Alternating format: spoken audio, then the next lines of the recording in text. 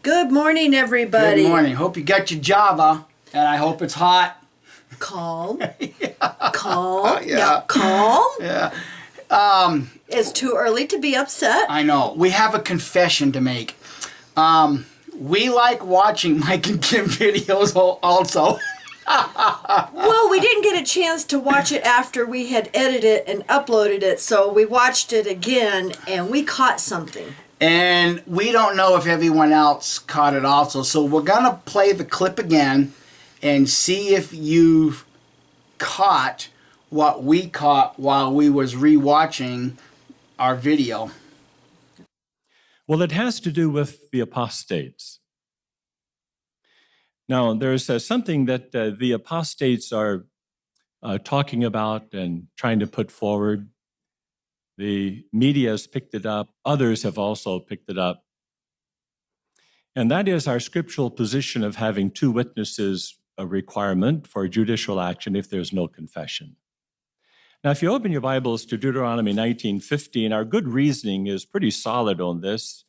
In Deuteronomy 19:15, the scripture is very, very clear.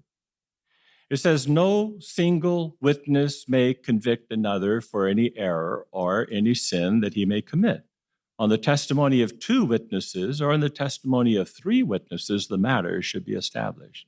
It's very clear, isn't it? You cannot establish a judicial committee based on one witness. But now listen, here's what they say. Well, now look, the Old Testament also says that adulteresses should be stoned. Now, since you're not doing that, why do you stick to this two-witness rule? And see, if you're not careful, that can do some tricks on your mind because you have to think it through. Okay, since this guy brings in adulterers should be stoned, according to the Mosaic law, this is a problem that Watchtower creates for itself, and that's what we want to talk about this morning. Yes, because when you go to your Bibles, you can get the King James Version, go to John chapter 8, and it relates this account about the woman that was caught. There was more than two witnesses, apparently, that caught her in the act of adultery. We caught her. So they brought the woman to Christ. So you read this account in the King James Version, and most of you are familiar with it. Jesus said that, ye without sin cast the first stone. Jesus went down and continued writing in the sand. And after amount of time, Jesus stood up, looked around, whatever. All the accusers were gone. And Jesus said, where are your accusers? So Jesus said, if they don't accuse you, neither do I. That validates what I said about what is loosened on earth will be loosened in heaven. Because see, remember, under the Mosaic law, that woman should have been put to death. But Christ released her. I reiterate, Jehovah's Witnesses, your governing body is holding you under a law that they could very easily release you from, just like the Son of God released that woman under the condemnation of death. Now, I want to mention that I've got the large print reference Bible, New World Translation, and what they did in here is they have an asterisk, and it starts at verse 12. But when you go to the asterisk down to the footnote, they actually have, those verses down here. And it says that some manuscripts omit verses 53 Right. through 11. But unfortunately, the King James Version does not alert its reader to a potential discrepancy in the King James Version. There is no note telling you that this is one of these accounts that may or may not be true or accurate, because some of the manuscripts don't have it, others do not. Now, I want to read the foreword from the Revised Standard. It says, the best results of biblical scholarship are embodied in the Revised Standard Version of the Bible, which is an authorized version of the American Standard Version of the 1901 and the King James Version of 1611. Now, the interesting thing is that when you go to the same chapter in the Revised Standard, the same chapter of John, chapter 8, there is the footnote appearing that some manuscripts have this account, others do not. This is the problem that Watchtower faces when they double down on this two-witness rule, because when you get the old New World Translation, they've got it in there. They've got the footnote explaining that. When you go to the new revised, New World Translation, guess what? The footnote no longer appears there. The verses aren't there either. The verses aren't there. So the reader of this New World Translation is blindsided as to the reason why those verses do not appear in this New World, the Revised New World Translation. Well, I just want to mention, Mikey, that he says apostates are using this. Oh, well then, why don't you stone adulterers? So is this why they took these verses out of their Bible? Because they know this is what the apostates are using to, go after this two-witness rule. My archaeological Bible, which is the New International Version, and I know some people criticize these, but at least this New International Version has a reference point to John 7:53 through 8 verses 11, that some manuscripts have these verses, others do not. That's a Bible that a lot of people criticize as being fake, but they alert the reader. They let the reader make up their own mind. The New Jerusalem Bible, same thing. They have a footnote in here saying that many manuscripts omit this. Others do not.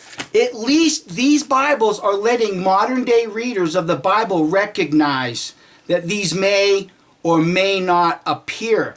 Now keep in mind, friends, the Apostle Paul, when writing to one of the congregations, alerted those early Christians that the apostasy was already at work. We were alerted that men would work their ways into the Christian congregation and mislead even the chosen ones. The apostasy, in my opinion, appears to be, exposed more openly now. Because you've got... That's what we've been doing, exposing Watchtower's apostasy.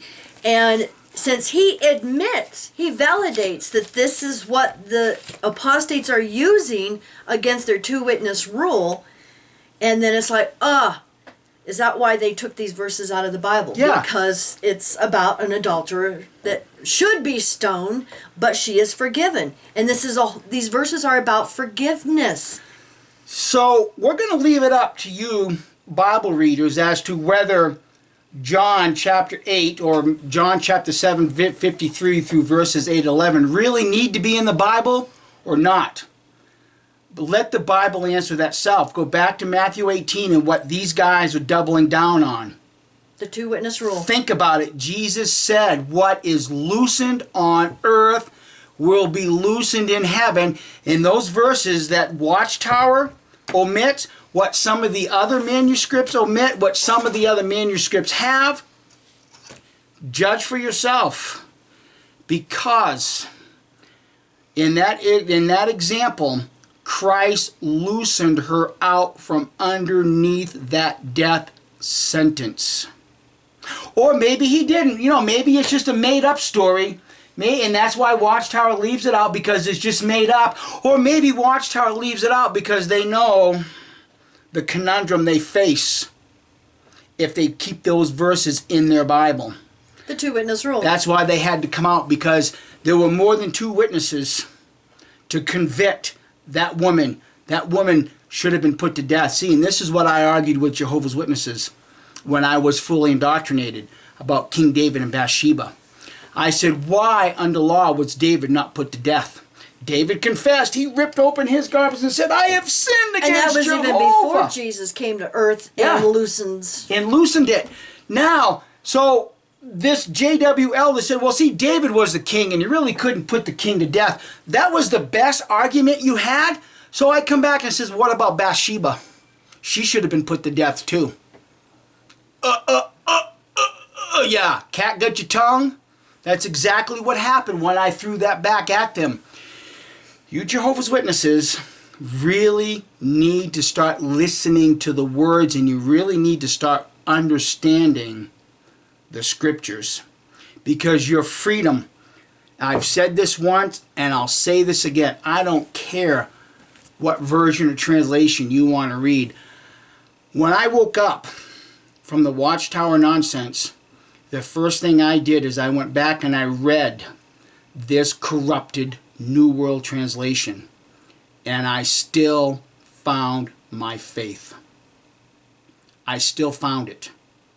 If you know where the errors are as they are perceived in this modern world, you can still find your faith. But as long as Watchtower is blindsiding all of you Jehovah's Witnesses, as long as they're doubling down on a rule that the scriptures plainly show you can be loosened from, well, it's your life, ain't it?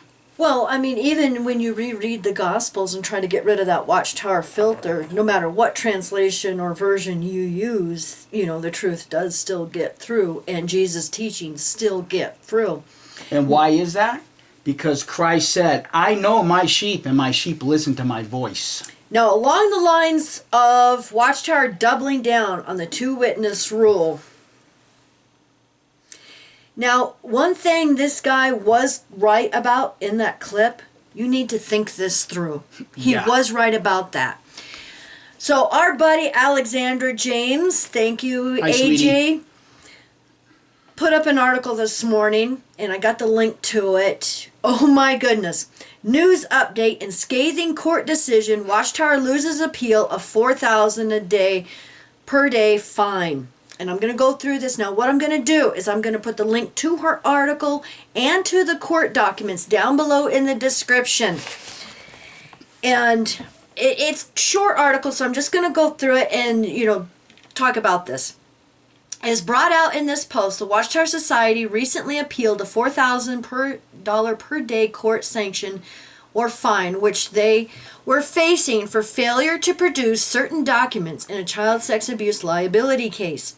The judge who heard the Watchtower's appeal of this sanction referred to their argument as breathtaking, as the sanction was actually what the Watchtower had argued for just months earlier.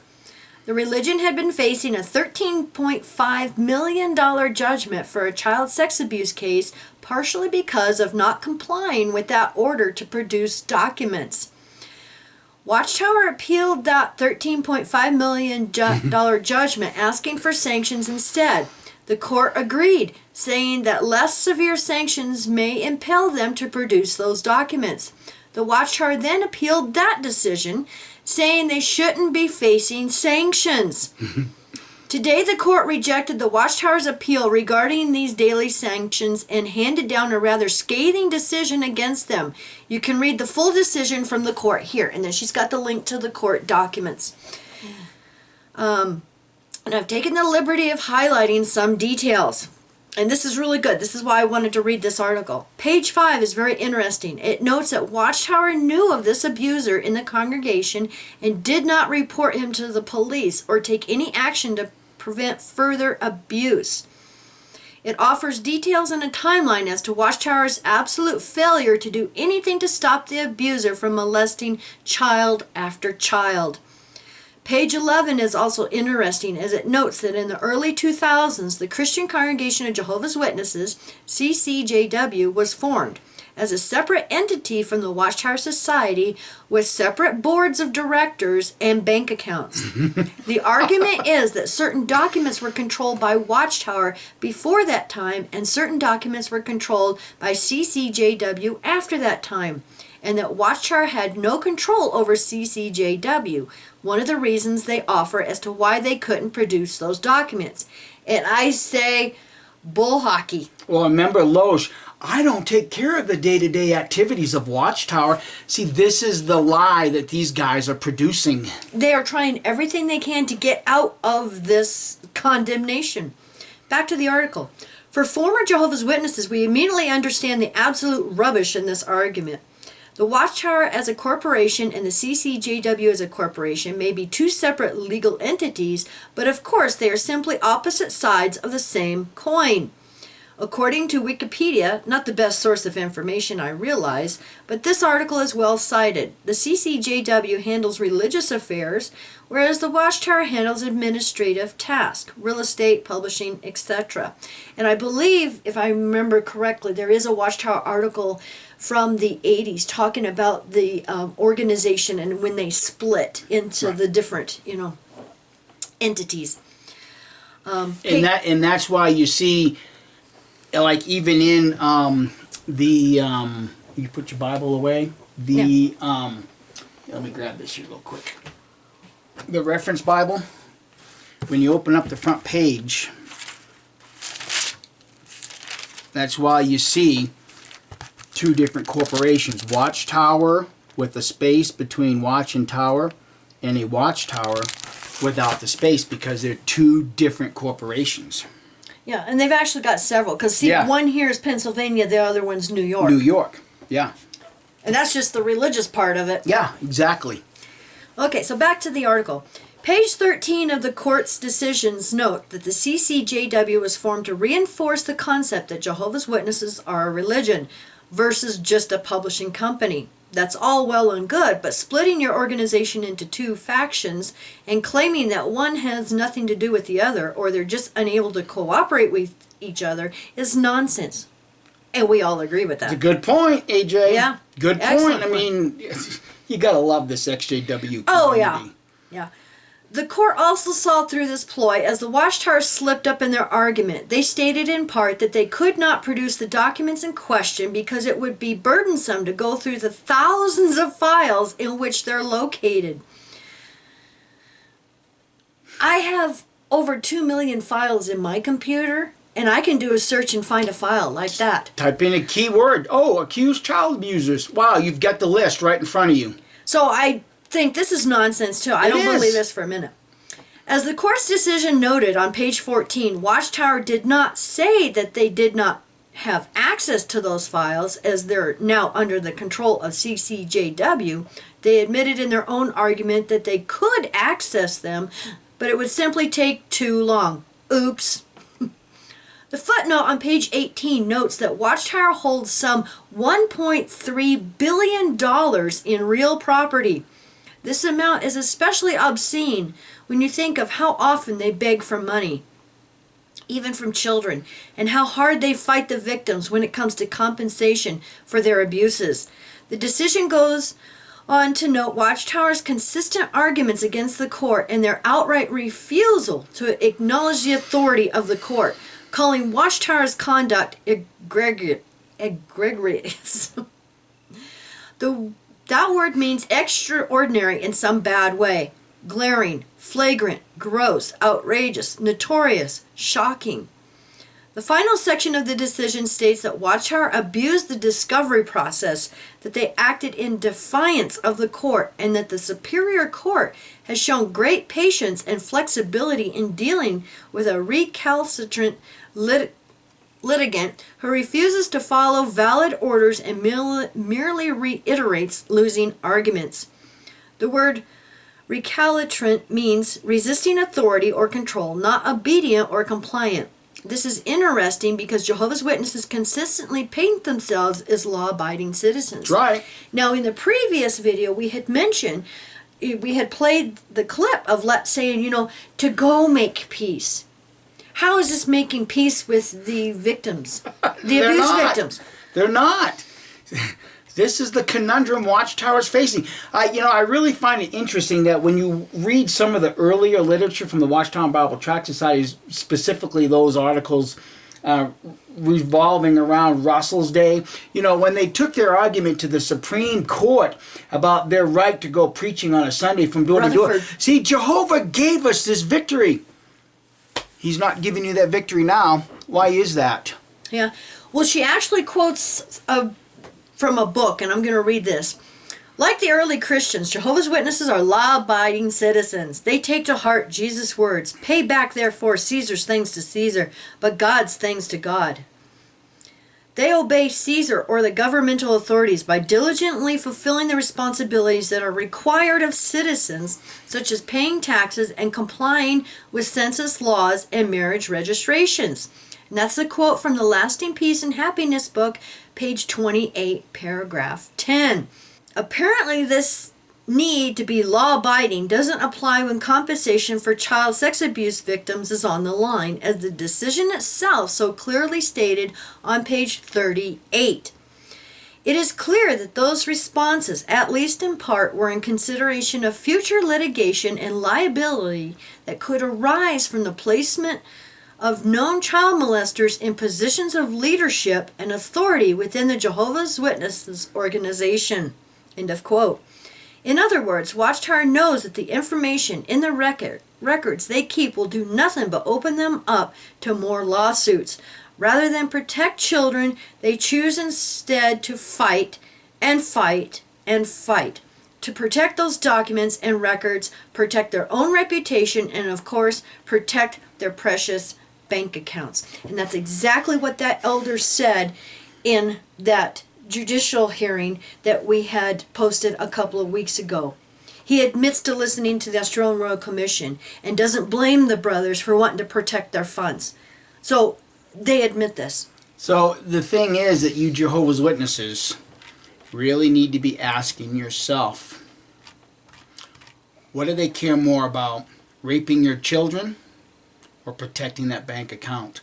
If you honestly believe that Watchtower cares more about the children, your children, that they're abusing, than their bank account, you really need to be questioning why you're involved with this organization.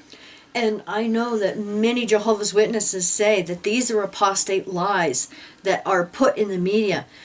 People, we cannot forge court documents. That's right. Click on the link below. Get those court documents. Read this for yourself. Heck, you can even contact these courts and ask for these. If you don't believe that these on the internet are real court documents, contact the court themselves and ask for a copy of these documents. It's usually just a few dollars to get these copies sent to you. And here's the thing for you Jehovah's Witnesses. I know this is tough, but if this organization will not loosen you out of those laws, then loosen yourself.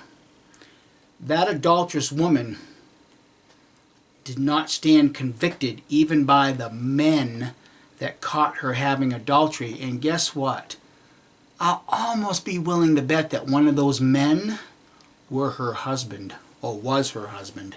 Could be. I'll be almost willing to bet that. And he didn't even stone her to death. He didn't even cast the stone. So do those passages really belong in the Bible or not? You be the judge, but I can tell you one thing. Watchtower elects to take those passages out because they know that when they do a broadcast like this, that passage condemns them, just like the apostates have been stating. And it comes back to bite them on the backside. So, like I said, I'm going to put the links down below to all of this. And this is why Watchtower causes a problem for itself, when they double down on this two-witness rule. And they're still wanting to view it. And you notice he mentions judicial, hearings. So they're still looking at it from an internal judicial, process. When it is not. It is a crime and it should be reported to the police. Now, this court case that's going on in California, this article that we just read, if they would have contacted the authorities, got this elder in jail, they wouldn't be having the major problem they're having now. Now, when you look at the court documents and look at this court case, this has been going on for a while now. Now, take that $4,000 a day and times that how long this has been going on. I will pretty much guarantee that $200 million they just sold that old building in Brooklyn for, the Towers building, It's gonna go most to of that pay money this. is going to go to the California court. So Jehovah's Witnesses, stand up and say, no, we are not going to pay for your screw-ups anymore. You know, Watchtower screwed up when they don't contact the authorities. The legal department screws up when they don't do this. So this is their fault. Why should you have to pay for it? Yep. I know. Calm. Well, it's, people, oh, Mike's not himself. It's because I spent a very sleepless night last night. Very There's restless. a lot of things that are on my mind right now. Things that I didn't. A lot going on. Yeah, there's a lot going on right now within this ex-Jehovah Witness community, and I'm just not going to spend a whole lot of time just dealing with it, because our work stands for itself. We've done so much over the past 5 years. Our work stands for itself. The references we've used stand for itself. And that's all I'm going to say. Yeah.